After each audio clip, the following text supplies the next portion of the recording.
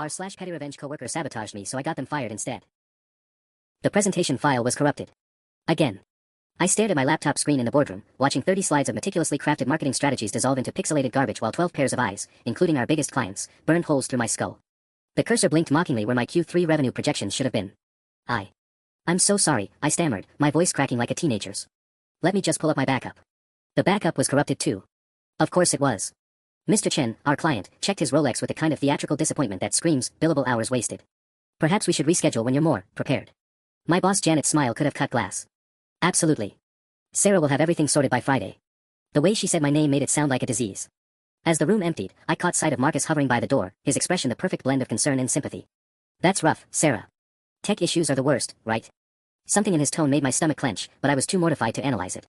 I just nodded and started packing up my useless laptop, fighting back the tears that threatened to spill over 3 years of careful reputation building. This wasn't the first time.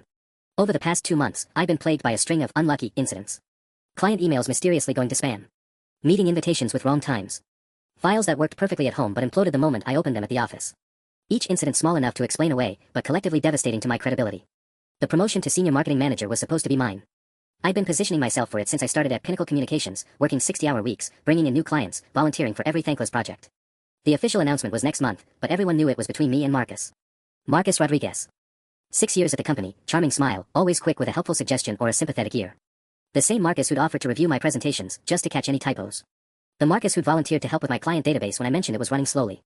I sat in my car in the parking garage for 20 minutes, gripping the steering wheel and replaying every interaction we'd had over the past few months. How he'd been so eager to help. How he always seemed to know about my tech problems before I'd mentioned them to anyone else. How his own presentations had been flawless while mine fell apart. The pieces clicked together with sickening clarity. Back at my desk, I opened my laptop and started digging. If Marcus had been accessing my files, there would be traces. Metadata doesn't lie, and 3 years of working in digital marketing had taught me exactly where to look. What I found made my blood run cold. Every corrupted file showed signs of deliberate tampering. Timestamps that didn't match my work schedule. Changes made while I was in meetings Marcus knew I'd be attending. But it was the client contact log that sealed it. Someone had been systematically feeding our clients incorrect information about meeting times and deliverables, always from an anonymous email account that traced back to our company's IP address. I leaned back in my chair, a cold smile spreading across my face for the first time in weeks. Marcus wanted to play dirty. He'd picked the wrong person to sabotage. He might have been at this company longer, but I'd been in tech longer. And I was about to teach him exactly why that mattered. Game on. The first thing I did was change all my passwords. Everything. Email, cloud storage, project management tools, even my damn coffee loyalty app. If Marcus had been playing the long game with my credentials, that party was officially over. But as I sat there in the glow of my monitor at 9 p.m., the office empty except for the hum of fluorescent lights, I realized I had a bigger problem. The evidence I'd found was damning, sure, but it was also circumstantial. Timestamps and metadata meant nothing to HR if I couldn't prove Marcus was the one behind the keyboard. I needed him to slip up. Badly. My phone buzzed with a text from my sister. How'd the presentation go? Like a train wreck had a baby with a dumpster fire, I typed back. Asterisk ouch. Drinks tomorrow, asterisk. Asterisk can't. Working late all week to fix this mess, asterisk. And I would be. Because while I was plotting Marcus's downfall, I still had to deliver a flawless presentation to Mr. Chen by Friday or kiss both the promotion and possibly my job goodbye. No pressure. I spent the next 2 days rebuilding everything from scratch, working from my personal laptop at home and saving files to a completely separate cloud account. Every chart, every slide, every carefully crafted talking point had to be recreated. My eyes burned from staring at screens, and I was living on energy drinks and spite. But it gave me time to think. To plan. Marcus was smart, but he was also cocky.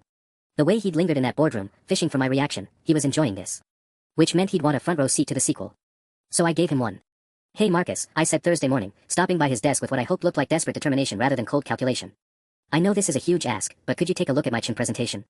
After Monday's disaster, I'm paranoid about every pixel. His face lit up with false concern. Of course. Always happy to help. You know, tech issues happen to everyone. You're a lifesaver, I lied, handing him a USB drive. I've got it on there and in the shared folder. Belt and suspenders approach, you know. What I didn't mention was that the shared folder was a honeypot, a completely separate directory I'd set up with monitoring software that would track every access, every change, every keystroke. And the presentation on that drive?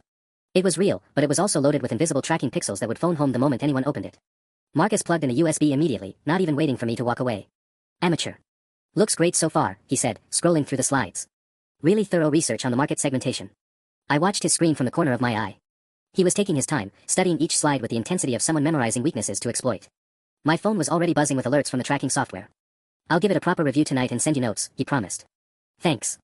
I really can't afford another screw-up. The vulnerability in my voice wasn't entirely fake. Because here's the thing about revenge plots, they only work if you don't get caught. And if this backfired, if Marcus was somehow more clever than I'd given him credit for, I wouldn't just lose the promotion. I'd lose everything. That night, I sat in my apartment with my laptop open, watching the monitoring dashboard like it was the Super Bowl. Every time Marcus accessed a file, every change he made, every dirty trick he tried to pull, it was all being recorded in real time. By midnight, I had everything I needed. Now I just had to survive tomorrow's presentation long enough to destroy him. Friday morning arrived like a firing squad at dawn. I'd barely slept, cycling between reviewing my presentation and obsessively checking the monitoring dashboard. Marcus had been busy, very busy. At 2:47 a.m., he'd made his final edits to my files, the same subtle corruptions that had destroyed me on Monday. Font changes that would make text unreadable. Embedded links that led to error pages. Even a few strategically placed typos in the client's company name. But this time, I was ready. I arrived at the office early, my real presentation loaded on a completely separate device Marcus had never touched. The corrupted version sat in the shared folder like a beautiful lie, waiting for him to spring his trap. My hands shook slightly as I set up my laptop in the boardroom, not from nerves about the presentation, but from the adrenaline of what was about to unfold. Big day, Marcus said, appearing beside me with 2 cups of coffee. He handed me one with that same sympathetic smile. You've got this, Sarah. I reviewed everything last night, it's solid work. I almost laughed. The audacity was breathtaking. Thanks. I really appreciate you having my back. I took a sip of the coffee, noting how he watched my face for signs of anxiety. He was feeding off this, the sick bastard. Always, he said. Though, I did notice a few small issues when I was reviewing. Nothing major, but maybe double-check the shared folder version. I made some suggestions. There it was. He was steering me toward the sabotaged files, probably expecting me to panic switch to the corrupted version at the last minute. The same play that had worked so perfectly on Monday. You're a lifesaver, I said, pulling up the shared folder on my screen. His suggestions were masterpieces of destruction disguised as helpful edits. I'll incorporate these now. I made a show of copying files around, watching his satisfied expression from my peripheral vision. He thought he'd won. Again. The conference room began filling up. Janet arrived first, her expression carefully neutral. I was on thin ice after Monday's debacle. Then the department heads, followed by our IT director Jim Walsh, whose presence I'd specifically requested to prevent any technical difficulties. Finally, Mr. Chen and his team entered, their faces politely skeptical. I could practically hear them thinking, is this the woman who wasted our time on Monday? Marcus took his usual seat in the back, notebook ready to document my professional execution. Before we begin, I announced, my voice steadier than I felt, I want to thank everyone for their patience after Monday's technical issues. I've taken extra precautions today. I clicked to my first slide. Perfect formatting. Clean graphics. No corruption in sight. Marcus's face flickered, just for a second, with confusion. The presentation flowed like clockwork. Market analysis that made Mr. Chen nod approvingly. Revenue projections that had Janet taking notes.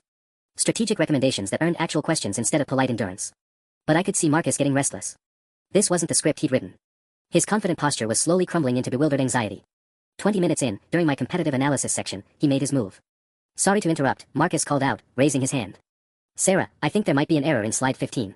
When I reviewed this last night, the numbers looked different. Every head in the room turned toward him, then back to me. Janet's eyebrows rose. Why was Marcus commenting on my presentation? Different how? I asked sweetly. Well. He fumbled, clearly expecting me to be displaying the corrupted version where the numbers were indeed wrong. I thought the market penetration figure was, never mind. Must have misremembered. But the damage was done. Janet was staring at him with sharp interest, and Jim Walsh looked curious too. Why would Marcus be reviewing my presentation? Why would he remember specific numbers? Why would he interrupt a client meeting to point out errors that didn't exist? I smiled and continued presenting, but inside, my heart was hammering. Marcus was starting to panic, and panicked people made mistakes. The question was, would he make a big enough mistake to hang himself, or was I about to blow up my own revenge plot in front of the most important audience possible? The presentation continued, but I could feel the room's energy shifting. Marcus had planted a seed of doubt with his interruption, and now everyone was watching me with renewed scrutiny. Every click of my remote, every transition between slides felt magnified under their collective gaze. I was halfway through my implementation timeline when my laptop screen flickered. My blood turned to ice. This wasn't part of the plan. I'm sorry, I said, my voice catching slightly. Just a minor display issue. The screen flickered again, then went completely black for 3 seconds before snapping back to life. A few people shifted uncomfortably in their seats. I could practically hear their thoughts, here we go again. Marcus straightened in his chair, and I caught a glimpse of satisfaction creeping back into his expression. Whatever was happening, he was pleased about it. Perhaps we should take a brief break, Janet suggested, her tone carefully diplomatic but her eyes screaming not again, Sarah. No, it's fine, I said quickly, clicking to the next slide. The presentation continued normally, but the damage was done. The room felt different now, tense, expectant, like everyone was waiting for the other shoe to drop.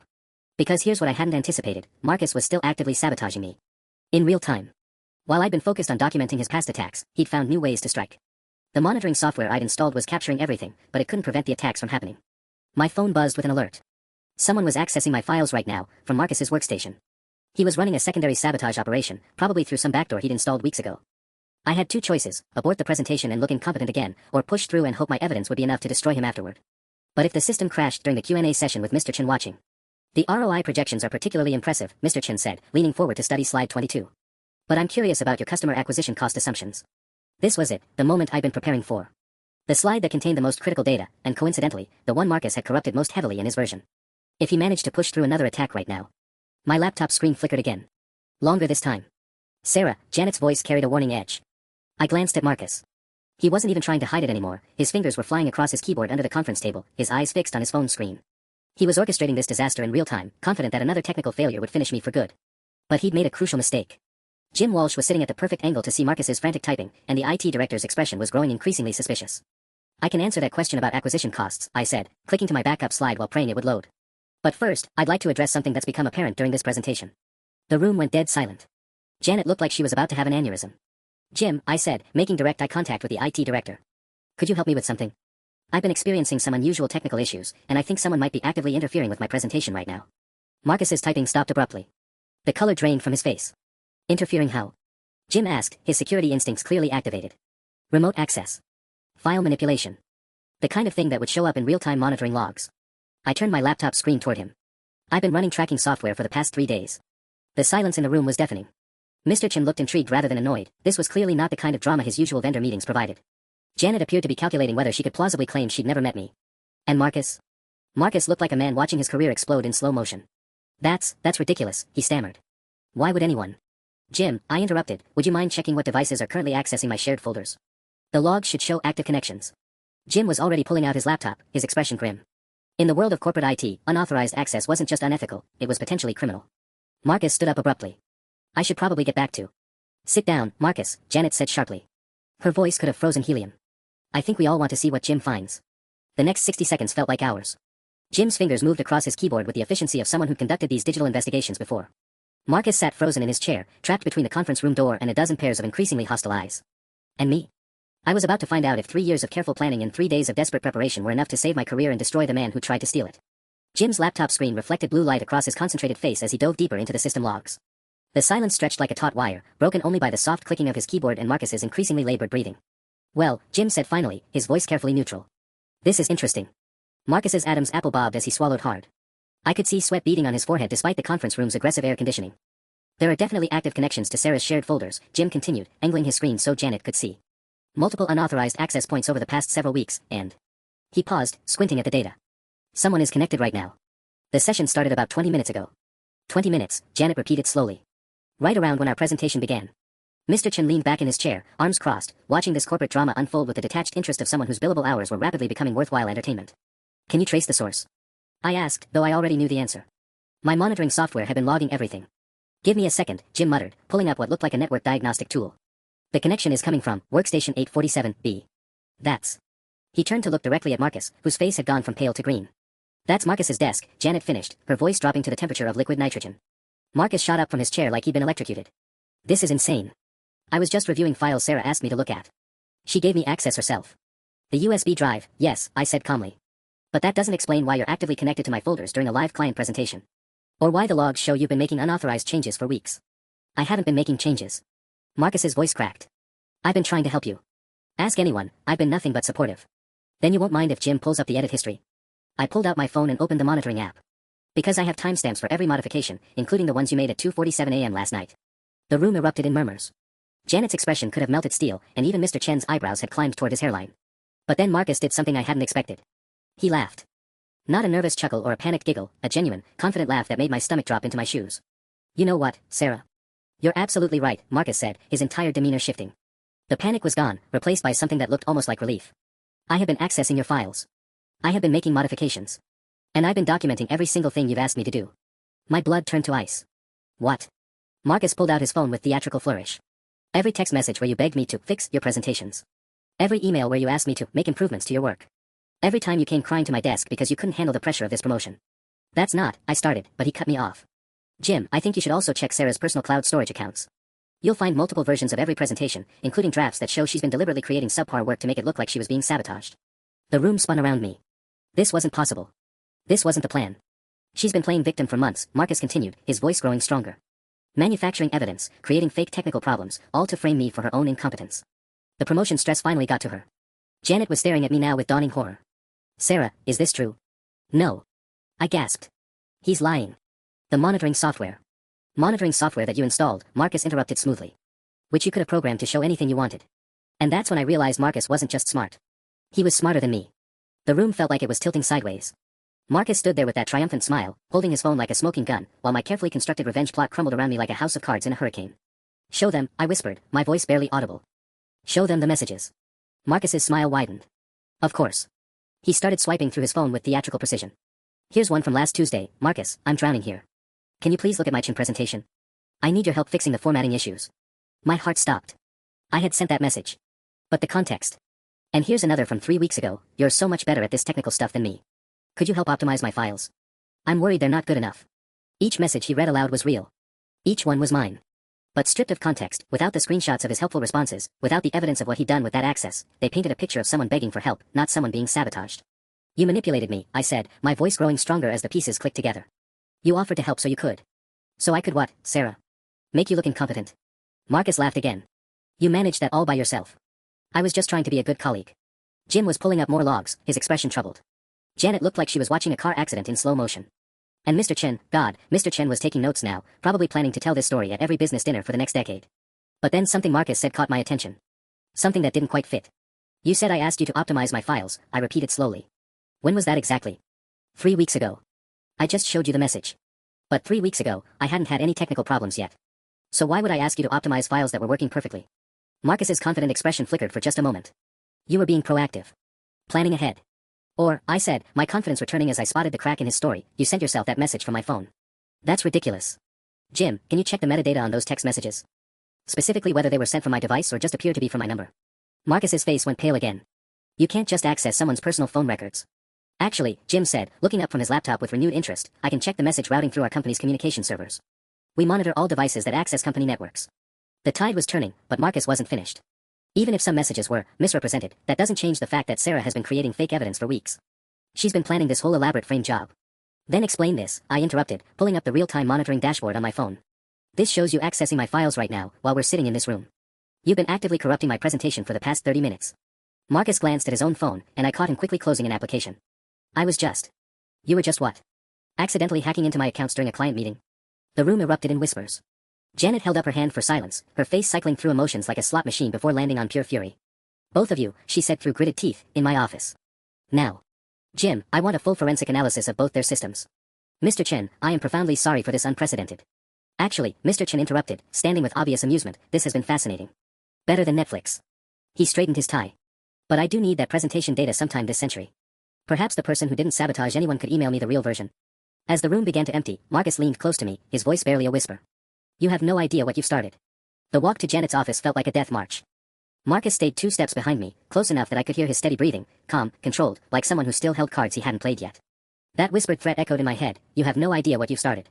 Janet's corner office overlooked the parking garage, a view that had always seemed depressing but now felt downright ominous. She gestured sharply for us to sit in the chairs across from her desk, then remained standing herself, arms crossed, fury radiating from her like heat from asphalt. 30 seconds, she said, her voice deadly quiet. Each of you gets 30 seconds to explain what the hell just happened in there before I call security. Marcus straightened his tie with infuriating composure. Janet, I've been trying to protect the company from what I can only describe as a systematic campaign of fraud and manipulation. Sarah has been. My turn, I interrupted. Marcus has been sabotaging my work for months to eliminate competition for the promotion. I have documentation proving unauthorized access to my files, timestamps showing deliberate corruption of my presentations, and evidence that he's been feeding false information to clients. 30 seconds, Janet repeated coldly. Not 30 accusations. My phone buzzed. Then again. The monitoring alerts were going crazy, someone was still actively accessing my systems. I glanced at Marcus, whose hands were folded peacefully in his lap, nowhere near his phone. That's when a second wave of ice-cold realization hit me. Janet, I said carefully, I need to check something. The system intrusion is still happening right now, but Marcus isn't. Don't, Marcus said quietly. You really don't want to go down that road. Something in his tone made Janet's eyes narrow. What road? Marcus sighed, like a parent dealing with a particularly stubborn child.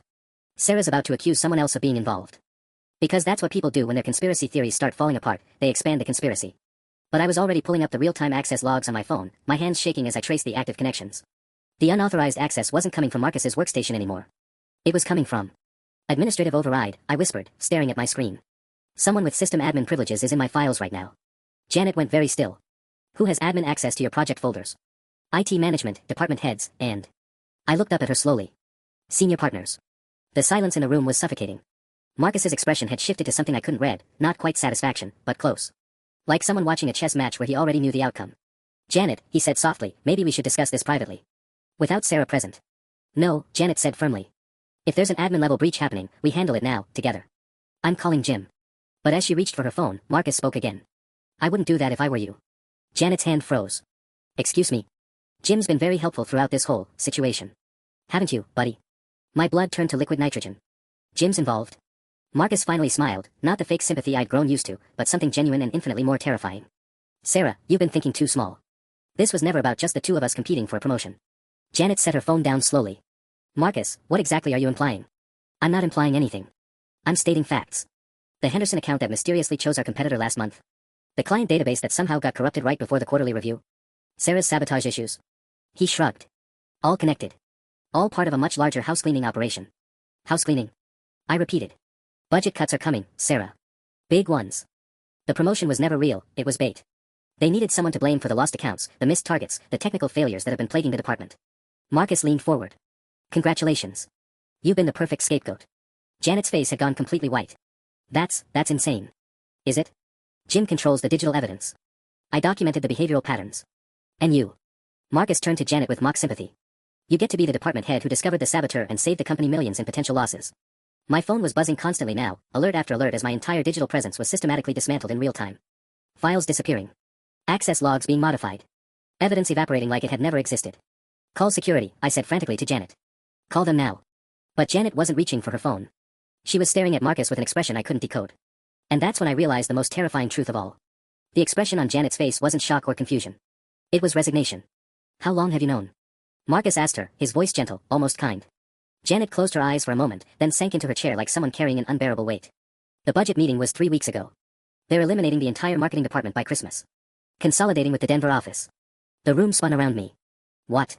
The promotion was never real, Janet continued, not meeting my eyes. Corporate needed documentation showing performance issues to justify the layoffs. Make it look like departmental failure rather than cost-cutting. Marcus nodded sympathetically. And I was supposed to be the rising star who discovered the problems. Clean record, glowing reviews, ready to transfer to Denver management. But I fought for you, Sarah, Janet said desperately. I told them you were one of our best. So they needed me to look incompetent, I finished, the pieces clicking together with sickening clarity. The sabotage wasn't about the promotion. It was about building a paper trail to justify firing the entire team. My phone buzzed again. More files disappearing from my personal cloud storage. They weren't just destroying the evidence of Marcus's sabotage, they were planting evidence of mine.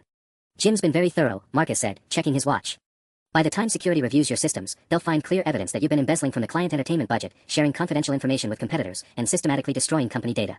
That's impossible, I whispered. Digital forensics are complex, Marcus shrugged. Easy to misinterpret. Especially when the person doing the analysis is motivated to find specific results. Janet was shaking her head. This has gone too far. I agreed to document performance issues, not frame someone for embezzlement. You agreed to keep your own job, Marcus corrected coldly. Denver offered you a lateral transfer. Pension intact, benefits preserved. All you had to do was write a few negative performance reviews. I never agreed to this, Janet gestured helplessly at my phone, still buzzing with alerts. You never disagreed either. The reality crashed over me like a tsunami. This wasn't just Marcus being ambitious or even Jim being complicit.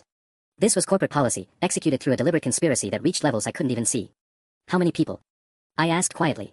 In the department? All of them, eventually. But you were the test case. Marcus seemed almost apologetic. Your tech background made you dangerous, too likely to figure out what was really happening. So you had to be discredited first. And if I hadn't fought back, you would have been quietly terminated for performance issues. Clean, simple, no drama. Marcus sighed. But you had to go and install monitoring software. Start gathering evidence. Force us to escalate. My hands were shaking as I stared at my phone. My entire digital life was being rewritten in real time. Bank records, email histories, file modifications, everything that proved my innocence was becoming evidence of my guilt. There's still time, Janet said suddenly. Sarah, if you resign now, today, we can make this go away. Clean severance, neutral references, no criminal charges. And let them destroy 12 other careers. You can't save them, Marcus said flatly. The decision's already made. The only question is whether you go down fighting and take everyone else with you, or you walk away and let them have dignity in their exits. I looked between them, Janet, who'd chosen self-preservation over loyalty, and Marcus, who'd turned betrayal into an art form. My phone kept buzzing, each alert marking another piece of fabricated evidence falling into place. But there was something they didn't know. Something I hadn't told anyone. The monitoring software wasn't just running on my systems. I'd installed it on the conference room computer 3 days ago. Every word of this conversation was being recorded. Every admission of conspiracy, every detail of the corporate cover-up, every casual discussion of fraud and evidence tampering, all of it streaming directly to a secure server that Marcus and Jim couldn't access because they didn't know it existed. You're right, I said slowly, setting my phone face down on Janet's desk. I can't save everyone. And fighting this will just make it worse for all of us. Marcus relaxed slightly, the tension leaving his shoulders. I'm glad you're being reasonable about this. The severance package is actually quite generous. How generous? I asked, playing for time while my mind raced. The recording was automatically uploading to 3 separate cloud storage accounts, ones I created specifically for this possibility, using servers located outside the company's reach. 6 months salary, continued health benefits through the end of the year, and we'll structure it as a voluntary departure for family reasons, Janet said, relief flooding her voice. No one has to know about any of this. And my team will be handled delicately over the next few months. Budget reductions, performance management, voluntary early retirement packages. No one gets burned. I almost laughed at the casual way she described the systematic destruction of 12 careers, but I needed them to keep talking. Every additional detail was another nail in their coffin. What about the clients? Mr. Chen, the Hoffman account, all the relationships I've built. Marcus waved dismissively. We'll transition smoothly to the Denver team. These things happen in business, Sarah. Consolidation is just reality. And Jim? What's his reward for helping you frame me? Promotion to regional IT director, Marcus said without hesitation. Denver's creating a new position to oversee security compliance. Someone who understands the importance of comprehensive documentation. Janet winced but didn't contradict him. She'd made her choice weeks ago. My phone buzzed one final time, then went silent. They'd finished their digital demolition, or thought they had. In their version of reality, I was now a documented embezzler and corporate saboteur, ready to be fed to security or the police whenever convenient. I need something in writing, I said finally. The severance terms, the resignation letter template, all of it. I'm not signing anything without reviewing it thoroughly. Of course, Janet said quickly. I can have HR draft everything this afternoon. You could be out by Monday, clean and simple. What about my access? My files? Marcus's smile was cold. Already handled. Your accounts will be suspended for routine security maintenance starting tomorrow morning. By Monday, there won't be any trace of Sarah Chen's technical difficulties or Marcus Rodriguez's helpful file reviews. Very thorough. We try to be. But as I sat there playing the defeated victim, I noticed something that made my pulse quicken. Marcus kept checking his phone, and each time he did, his expression grew slightly more troubled. Something wasn't going according to plan. Is there a problem? I asked innocently. No, just. Jim was supposed to confirm when the final file cleanup was complete. Marcus frowned at his screen. He's not responding. Janet checked her own phone. That's odd. He was online 10 minutes ago. Through the office window, I could see the parking garage. And I could see the 2 black sedans that had just pulled up to the building's main entrance. The kind of cars that government agencies favored for their subtle intimidation factor. Marcus, I said softly, I think Jim might be busy. He looked up from his phone, following my gaze to the window. The color drained from his face as men in dark suits emerged from the sedans, moving with the purposeful stride of federal agents. What did you do? He whispered.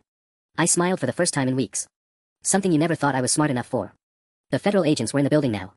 I could hear the distant sound of elevator doors opening, footsteps in the hallway, the kind of controlled commotion that comes with a coordinated operation. Marcus was frantically texting, his composure completely shattered, while Janet sat frozen at her desk like a deer in headlights. You recorded us, Marcus said, his voice barely above a whisper. You goddamn recorded us. Every word, I confirmed, watching his face cycle through denial, rage, and something approaching panic. Along with Jim's little digital evidence planting operation.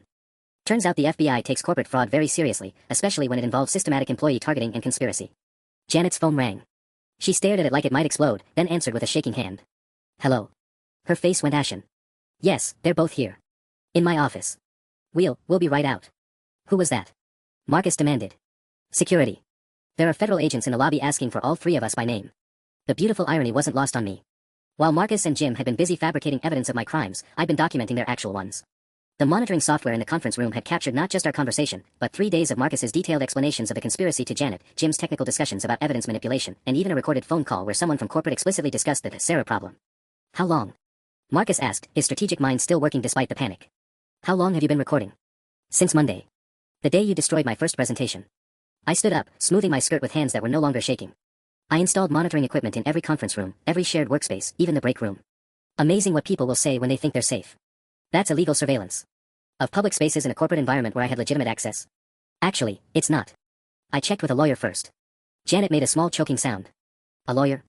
3 lawyers, actually. Employment law, corporate fraud, and criminal defense. Did you know that conspiracy to commit fraud is a federal crime? 10 years minimum if they can prove intent. 20 if there's evidence of ongoing criminal enterprise. Marcus's phone buzzed. He glanced at it and went even paler. Jim's not answering because he's already in custody, he said hollowly. They picked him up an hour ago.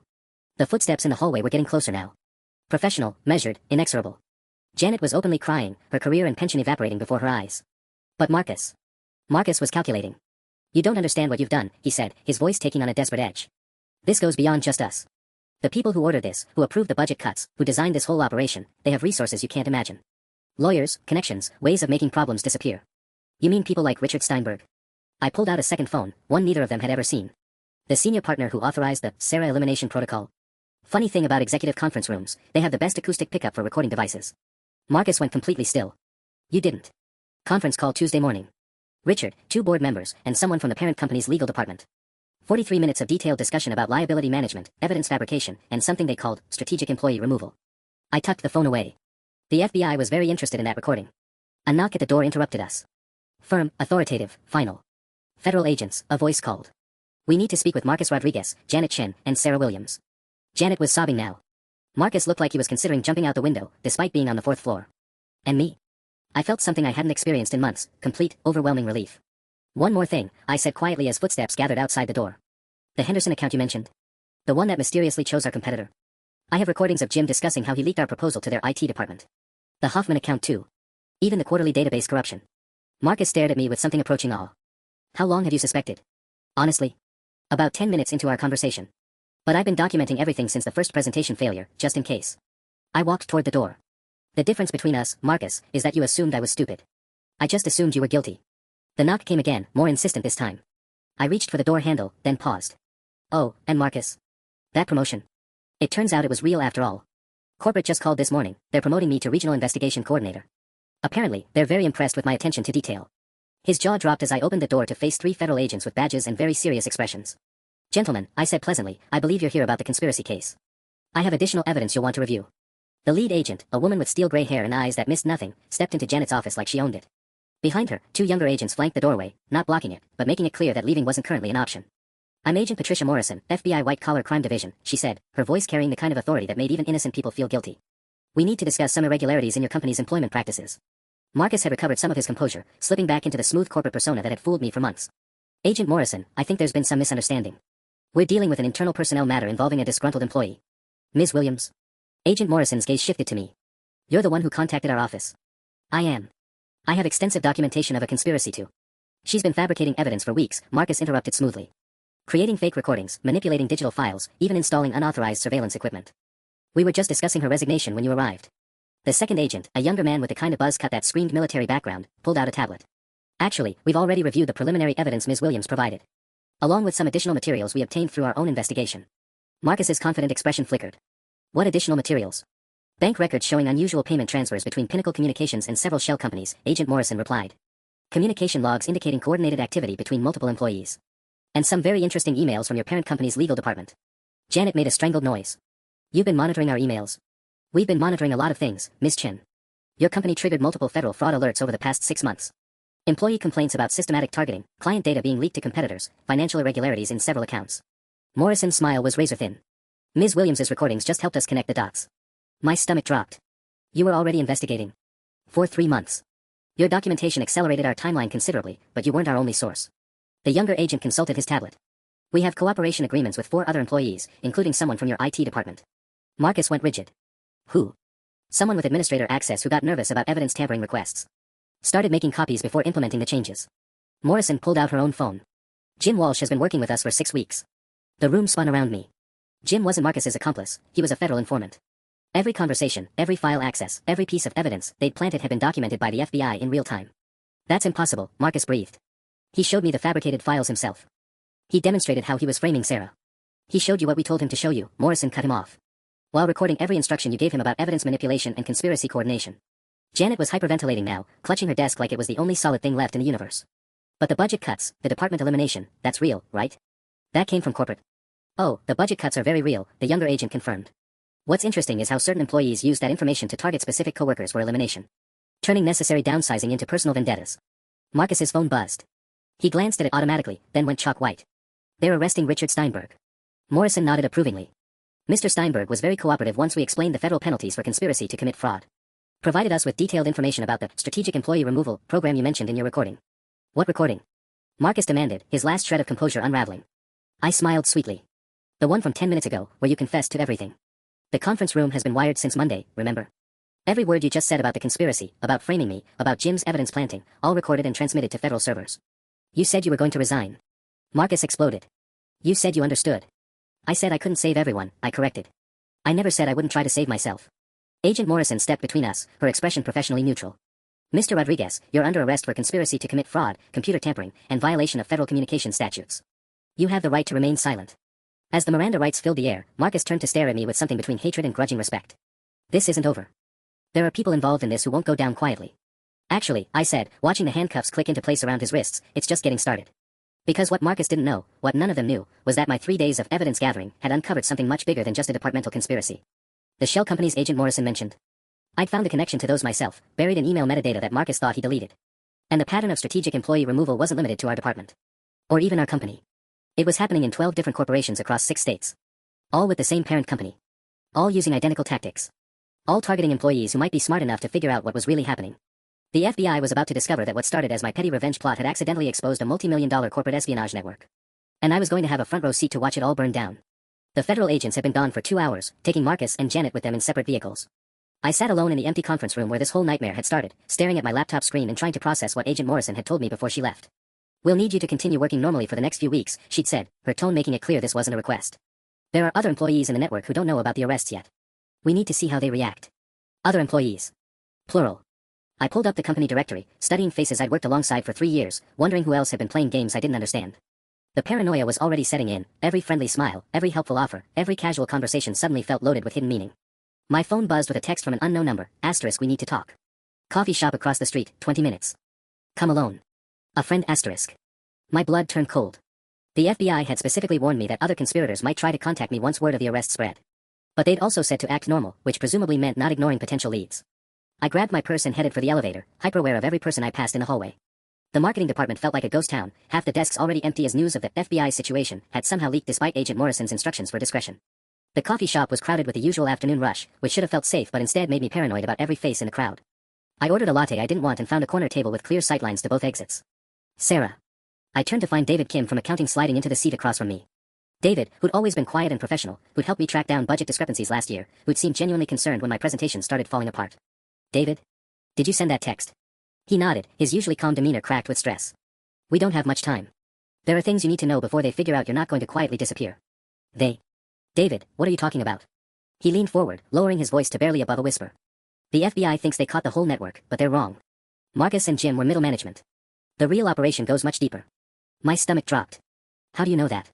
"Because I've been tracking the money flows for 8 months. The shell companies Agent Morrison mentioned. They're just the visible layer. There's a whole financial infrastructure designed to funnel resources between companies while eliminating employees who might notice the patterns." He slid a folded paper across the table. "Memorize this, then destroy it. Bank routing numbers, offshore accounts, executive compensation packages tied to efficiency improvements. Every time someone like you gets eliminated, specific people get substantial bonuses." I stared at the numbers, my mind racing. "Why are you telling me this?" "Because you're not safe. The arrests today were supposed to be contained, local management taking the fall while the bigger fish disappeared. But your recordings exposed too much. Now they need a different solution." "What kind of solution?" David's expression was grim. "The kind that makes witnesses disappear permanently." Before I could respond, my phone rang. Agent Morrison's number. "Answer it," David said. "Act normal. But don't mention seeing me." "Agent Morrison." I said, my voice surprisingly steady. "Ms. Williams, we have a problem. Jim Walsh was found dead in his cell 20 minutes ago. Apparent suicide, but the timing is suspicious. We're moving you to protective custody immediately." The paper in my hands suddenly felt like it was on fire. Protective custody. A safe house until we can determine the full scope of the conspiracy. "Where are you right now?" I looked at David, who was shaking his head frantically. I'm at home. Should I pack a bag?" "Don't pack anything. Don't go anywhere. We're sending agents to collect you within the hour." The line went dead. David was already standing, his face pale. "Jim's dead," I whispered. "They're cleaning house. And the FBI just told everyone exactly where to find you." He grabbed my arm. "Sarah, listen carefully. The safe house they're taking you to. It's not safe. Agent Morrison isn't who you think she is." The coffee shop suddenly felt too small, too exposed, too full of potential threats. "What do you mean?" "I mean the corruption goes all the way to the federal level. And you just became the biggest liability in a billion-dollar operation." David pressed a car key into my palm. "Blue Honda in the parking garage, level 3. Drive to the address on that paper. Don't stop, don't call anyone, don't trust anyone in law enforcement until you can verify they're clean." "David, this is insane." Marcus was right about one thing. There are people involved in this with resources you can't imagine. But he was wrong about something else. David's smile was grim. "You're not stupid. And you're not alone." He melted back into the crowd, leaving me sitting there with a stranger's car keys and a growing realization that my revenge plot had evolved into something far more dangerous than I'd ever imagined. I sat in that coffee shop for exactly 30 seconds after David disappeared, my mind racing through the implications of what he told me. Jim was dead. Agent Morrison might be compromised. And somewhere out there, people with resources I couldn't imagine were deciding what to do about the woman who'd accidentally exposed their billion-dollar operation. The rational part of my brain screamed that this was paranoia, that David was either lying or delusional, that federal agents were the good guys and I should wait for protective custody like a sensible person. But the part of my brain that had survived Marcus's sabotage campaign was whispering something else entirely, *trust but verify. And when you can't verify, don't trust, *. I palmed the car key David had given me and headed for the parking garage. The blue Honda was exactly where he'd said it would be, unremarkable and clean except for a small dent in the rear bumper. I sat in the driver's seat for a moment, staring at the folded paper with numbers that supposedly proved a conspiracy reaching into federal law enforcement. My phone rang. Agent Morrison again. Ms. Williams, our agents are at your apartment. Where are you? I could hear tension in her voice that hadn't been there before. Urgency that felt less like protection and more like pursuit. I'm running errands, I said carefully. Should I head home now? Immediately. Don't make any stops. Don't talk to anyone. This situation has become extremely dangerous. The line went dead, and I noticed something that made my blood run cold. In the background of Morrison's call, I'd heard a familiar sound, the electronic beeping of our office's security system. She was calling from inside Pinnacle Communications. Why would an FBI agent be in our office building after arresting half the conspiracy? I started the Honda and pulled out of the parking garage, checking my mirrors obsessively. 2 blocks away, I spotted them, a black sedan that had been parked outside the coffee shop, now maintaining a careful distance behind me. They weren't even trying to be subtle anymore. The address David had given me was in an older part of town, warehouses and industrial buildings that had seen better decades. I took a deliberately indirect route, confirming that the sedan was definitely following me, along with what looked like a second vehicle that had joined the parade. My phone buzzed with a text from Morrison, *, where are you? This is urgent, *. Another buzz, Sarah, respond immediately. A third, *, we're tracking your phone. Stay where you are, *. That last message sent ice through my veins. If they could track my phone, then every move I'd made since leaving the coffee shop had been monitored. David's warning, the car key exchange, even this conversation with myself, all of it potentially compromised. I pulled into an abandoned gas station and quickly powered down my phone, removing the battery for good measure. The sudden silence felt both liberating and terrifying. I was off the grid now, but completely alone. The warehouse district stretched ahead of me like a maze of possibilities and threats. David's address led to a building that looked abandoned from the outside, but I noticed fresh tire tracks in the gravel and a small camera hidden near the entrance. I parked the Honda behind the building and approached the door cautiously. Before I could knock, it opened to reveal David, along with 2 other people I recognized from Pinnacle, Linda from HR and Tom from legal. Thank God, Linda said, ushering me inside. We were starting to think they'd gotten to you. The interior of the warehouse had been converted into something resembling a command center. Multiple computers, whiteboards covered in financial charts and organizational diagrams, and enough coffee cups to caffeinate a small army. Welcome to the resistance, Tom said with grim humor. Population, way too small to take on a billion-dollar conspiracy, but too stubborn to quit. I stared at the evidence covering the walls, photos, documents, financial records that painted a picture of systematic corporate espionage spanning multiple companies and involving what looked like dozens of conspirators. How long have you known? I asked. About the local conspiracy. Months, Linda replied. About the federal involvement. About 20 minutes after you called the FBI yesterday. David pointed to a laptop displaying what looked like financial transfers. Agent Morrison's been receiving payments from the same offshore accounts that funded Marcus's operation. She's not investigating the conspiracy, she's protecting it. And now she knows you have evidence that could expose the whole network, Tom added. Which makes you the most dangerous person in the city. Through the warehouse windows, I could see headlights turning into the industrial complex. Multiple vehicles, moving with the coordinated precision of people who'd done this before. They found us, David said quietly, watching the approaching lights. Time for Plan B. What's Plan B? I asked. Linda smiled grimly as she started uploading files to what looked like multiple cloud servers simultaneously. We burn it all down. Every account, every connection, every dirty transaction we've documented over the past 8 months. But first, Tom said, handing me a different car key, we get you somewhere actually safe. Because in about 5 minutes, this place is going to be very unhealthy.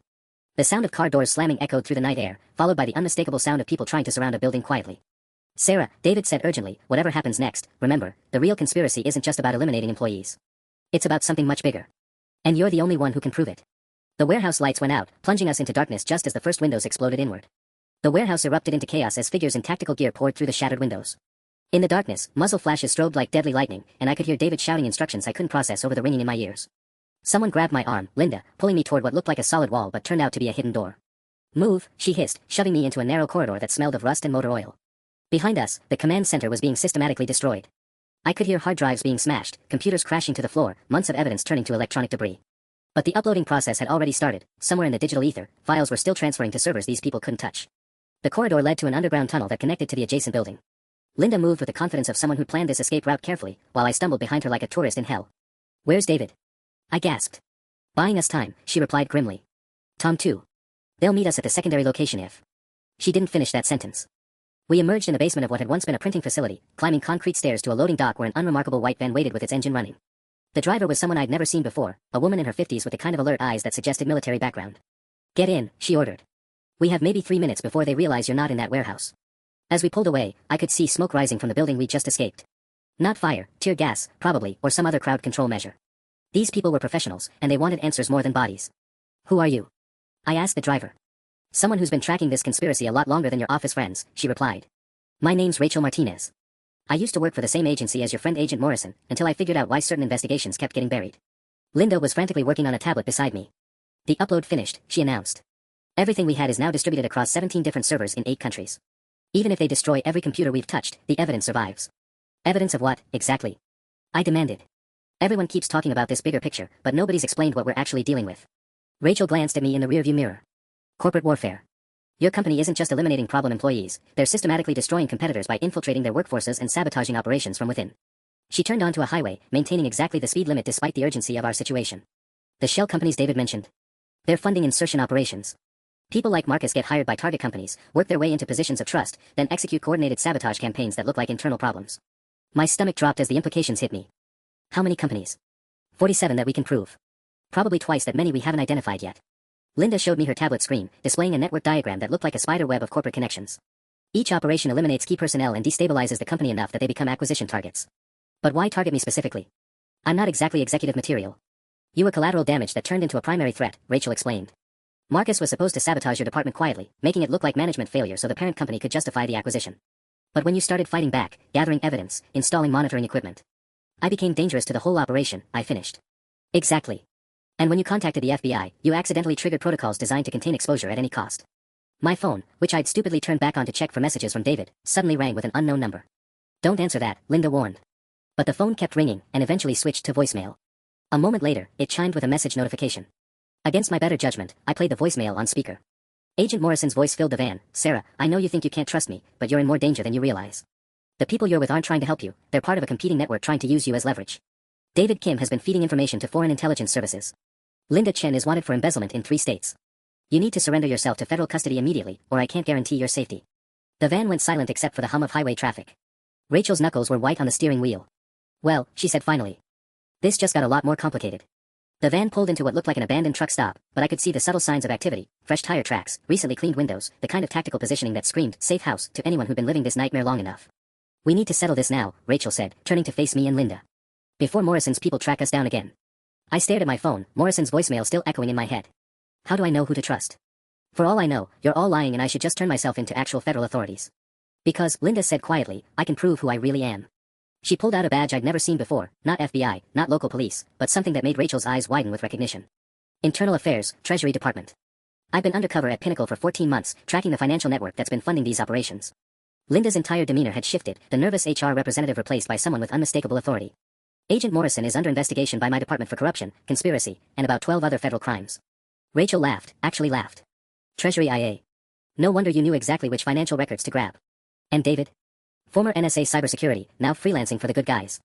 The foreign intelligence Morrison mentioned is actually a joint task force with Canadian authorities. This network crosses international borders. My phone buzzed with another call from Morrison.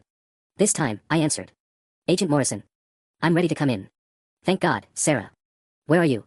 The old truck stop on Route 47. I'll be waiting in the parking lot. I hung up and looked at Linda. How long do we have? 20 minutes, maybe 30 if traffic's bad. Linda was already typing rapidly on her tablet.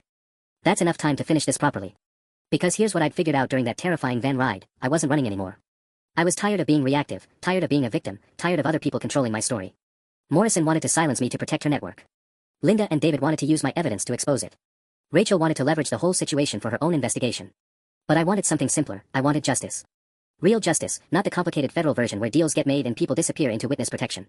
Linda, can you live stream from your tablet? Yes, but... do it. Facebook, Twitter, Instagram, TikTok, every platform simultaneously. I was already composing the post in my head.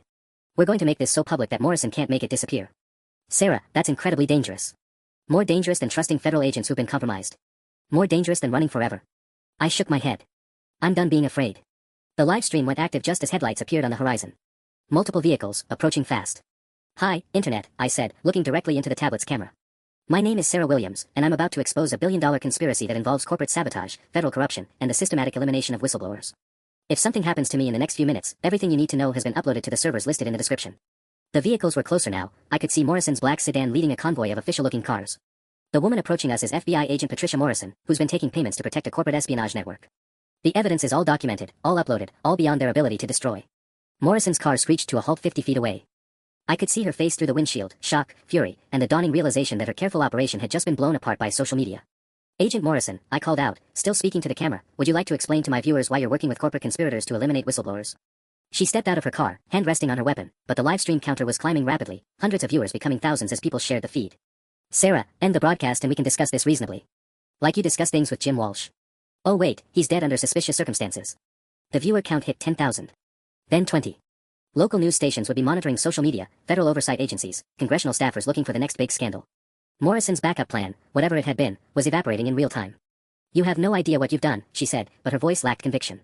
I know exactly what I've done, I replied, smiling at the camera. I've made it impossible for you to make this disappear. 6 months later, I was sitting in a congressional hearing room, watching Morrison and 14 other conspirators get sentenced for federal corruption charges. The corporate espionage network had collapsed under the weight of public scrutiny, 47 companies had been investigated, and the parent company behind it all had been dissolved by federal order. Marcus got 12 years. Morrison got 15. The executives who designed the Strategic Employee Removal program got 25 to life. And me? I got the promotion after all, Regional Director of Corporate Ethics Compliance, a position created specifically to prevent this kind of conspiracy from ever happening again. My first day in the new job, I hung a small plaque on my office wall, trust but verify. When you can't verify, live stream. Sometimes the best revenge is just refusing to be silenced.